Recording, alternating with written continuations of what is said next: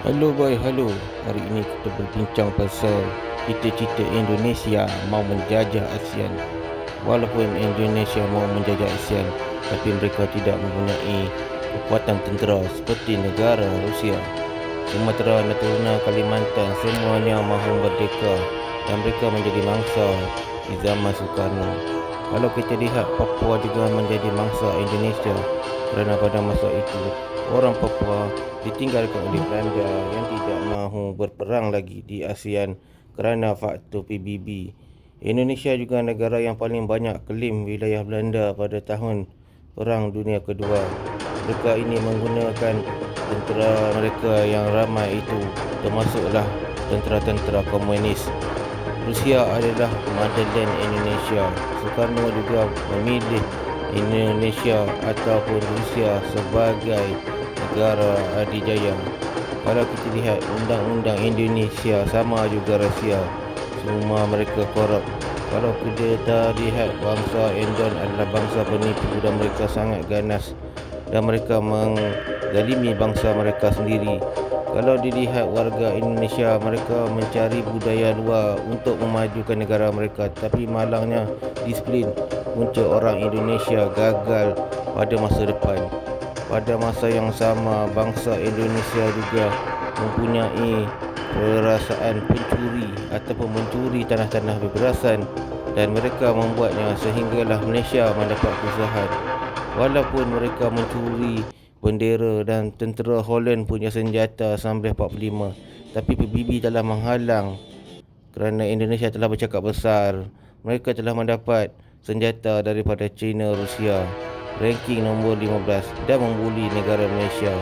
Walaupun negara barat sangat hairan dengan perangai pencuri bangsa Indonesia, tapi Indonesia dengan selamba saja telah melakukan militer dan mereka sentiasa bercakap besar. Pada perang-perang yang sebelum ini hanya Malaysia saja berani kerana mereka banyak kali meniru Malaysia untuk menjajah wilayah-wilayah yang dikuasai oleh bangsa-bangsa di Sumatera dan juga di Borneo. Indonesia satu bangsa yang hati busuk yang sehingga sekarang suka membandingkan Malaysia dengan negara bodoh mereka itu. Walaupun mereka baru dapat bantuan tank daripada Jerman, mereka telah mengajak Malaysia berperang. Tapi Malaysia tidak melayan permintaan Indonesia kerana kita tahu kalau perang Indonesia akan dijajah oleh negara-negara lain kerana mereka ini adalah satu bangsa yang sangat bodoh. Indonesia juga mengajar rakyatnya menjadi kuat. Walaupun Indonesia mengajar rakyatnya menjadi kuat, mereka juga telah banyak kali mencuri dan bergaduh dengan negara India kerana mencuri budaya-budaya India. Kalau dilihat pada masa akan datang, mereka akan mengklaim mereka lah juara di dunia ini. Itulah budaya negara Indonesia dengan otak yang bodoh dan militer lemah. Bahkan mereka juga pernah mengelim bahawa Indonesia adalah pemenang peperangan pada tahun Perang Dunia Kedua. Inilah ajaran yang bodoh yang diajar oleh bangsa Indon. Dengan militer yang bodoh dan lemah, mereka ini boleh dikalahkan bila-bila masa. Mereka ini hanya pandai menipu. Satu malam Indonesia akan kalah jika berperang dengan Malaysia. Mereka tidak ada musuh di ASEAN kecuali Malaysia kerana sifat busuk mereka. Kalau kita lihat ramai askar Indonesia, orang kejawen ataupun orang dari Pulau Jawa, iaitu kerajaan Majapahit 200 tahun dahulu. Mereka ini adalah kerajaan yang hanya berkuasa 200 tahun di Pulau Jawa. Malaysia Indonesia adalah satu bangsa yang berbeza. Indonesia adalah bangsa kejawen, Malaysia adalah bangsa ASEAN.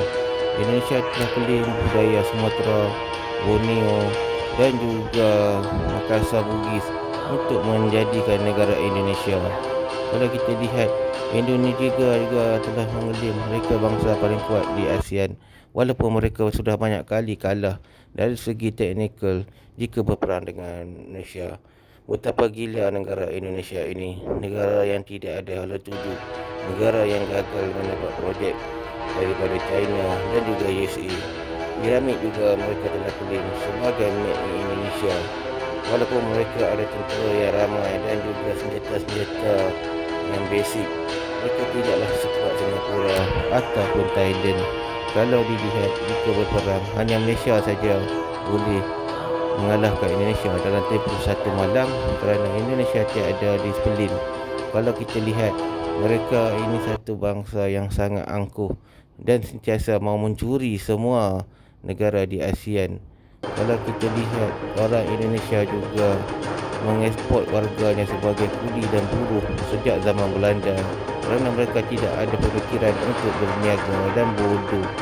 Di samping itu, inilah cara mereka berperang, menembak seperti anak-anak haram dan melarikan diri bila tentera Papua datang.